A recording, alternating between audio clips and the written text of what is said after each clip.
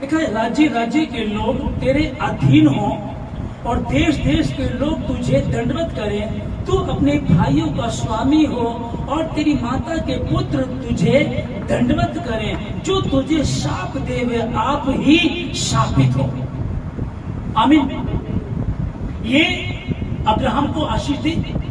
आगे चल करके इसहाक अपने बच्चों को बात चल रही है तो आगे लिखा है कि और जो तुझे आशीर्वाद दे वे आशीष पाएंगे, जो तुझे श्राप दे, तेरे विषय में गलत विचार करे। मैं कई बार क्रिश्चियन फैमिलीज में जब बात होती, फोन आया है पास्टर जी हमारी बेटी की फ्रॉक किसने उठा ली थी, बाद में हमारी छत पे जब वो वापस डाली उन्होंने तो उस पे खून लगा हुआ था।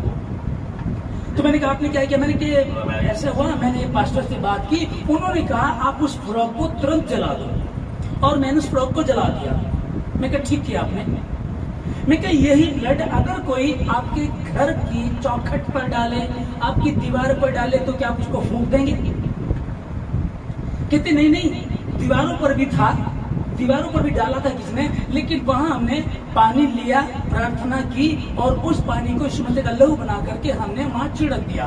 तो यही पानी, यही अनाउंटिंग वाटर, यही अभिषेक जल आपने आप उस फ्रॉक पे क्यों नहीं डाल दिया? ये आपको लगा फ्रॉक तो 200, 400, 500, 700 रुपए की होगी, लेकिन घर तो भैया लाखों का है, तो ऐसे कैसे कर सकते हैं? अगर आपने एक खुदा के खातिम ने कहा फ्रॉक पर किसी ने खून लगाया, टोना टोटका किया है, तो आपने फ्रॉक सस्ती है तो जला दी, लेकिन अगर कोई चीज महंगी होती तो आप उसके लिए क्या करते? वही उन्होंने किया, और वो अपने ही जवाब और सवाल में फंस गए। क्योंकि परमेश्वर ने इस बात को कहा जो तुझे श्राप दे वह आप ही श्रापित हो जाएंगे। जब परमेश्वर ने कह दिया, और अब्राहम किस बात को सुने हम कि वो क्यों उसके साथ ऐसा हुआ, क्यों उसको इतनी आशीष मिली, क्यों वो परमेश्वर का दोस्त गिना गया? कारण क्या है उसका? जब ये गया एक नगर में ये पहुंचा, ये वहां पहुंच करके डर गया और कहले कादेश के लोग, यहाँ के लोग तो बहुत दुष्ट लोग हैं, तेरी पत्नी को रख लेंगे, उसको उसके साथ दुष्कर्म करेंगे, तुझे मार डालेंगे।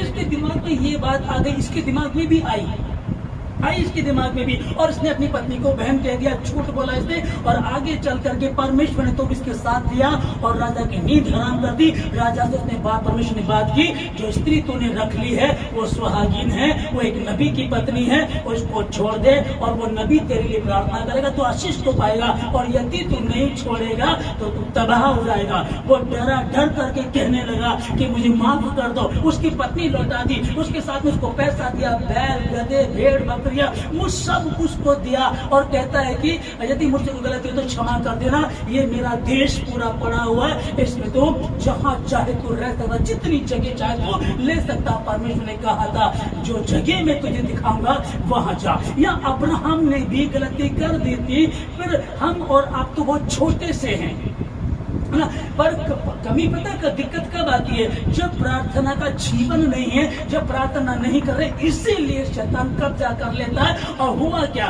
फ्रॉक पे ब्लड डाल दिया तो हमने क्या किया? उसको जला दिया। अब कुछ ऐसी हरकतें करते हैं जो दिमाग से बाहर है, समझ से बाहर है, समझ में नहीं आती है। अरे बाइबल क्या कह रही है? परमेश्वर ने कहा था जो तुझे श्राप दे वो आप ही श्रापित हो जाएंगे। अब इसी चीज का ध्यान रखो, उठते बैठते, चलते फिरते, सोते जागते, हर समय परमेश्वर के वचन को बोलना है। परमेश्वर के वचन को अपने बच्चों को बताया कर, और अपनी चौखट पर, अपने घर की दीवारों पर परमेश्वर के वचन को लिख दे। और जिस घर की चौखट पर बर्रे का लहू लगा होगा वहां स्वर्गदूत उस घर को छोड़ करके चला जाएगा, और इंसान तो बहुत दूर की बात है, कुत्ता भी उस घर पे नहीं भौंकेगा। आमीन। लेकिन ये कब होगा? अब सिंपल सी बात है, हमको लग रहा है कि यार किसी ने हमारा फ्रॉक उठा लिया, किसी ने मेरी पैंट उठा ली, किसी ने मेरे बच्चे की बाल काट लिए। हाँ हुआ, ऐसा कई जगह हुआ है। हमारे कॉलेज में एक भाई था, उसका पता चला उसके बाल काट लिए गए, और उसके बाद ऐसा शैतानी अटैक उस पर हुआ, ऐसा अटैक हुआ कि मौत के मुंह में चला गया था, मौत के मुंह में चला गया था। यहाँ के हर डॉक्टर ने उस बच्चे के लिए मना कर दिया था, पर एक छोटी सी प्रार्थना हुई विश्वास के साथ, खुदावंद तेरा बच्चा है, और वो आज आमीन, है ना? फिर लेकिन दिक्कत वही आती है कि सत्य को जान करके फिर भटक जाते हैं। हम इस बात को देखें, अब्राहम ने उसकी बात को माना। आमीन। परमेश्वर ने जब अब्राहम को बुलाया तो अब्राहम ने उसकी बात को सुना। कितना कठिन है, सोच करके देखो। सबसे पहले अपना देश छोड़ दे, अपने कुटुंबियों को छोड़ दे, अपने पिता के घराने को छोड़ दे, ये सब कुछ छोड़ करके तुझे जाना पड़ेगा। और जवान और सुंदर तेरी पत्नी है। बहुत सारी बातें आती है, अरे भाई मैं क्यों जाऊं, कारोबार मेरा यहाँ है, बिजनेस मेरा यहाँ है, अमीर हम हैं, हमारा घर बार भी है, देश मेरा ये है, कुटुंबी मेरे सारे यहाँ रहते हैं। क्या परमेश्वर कह रहा कुटुंबियों को छोड़ दूं मैं?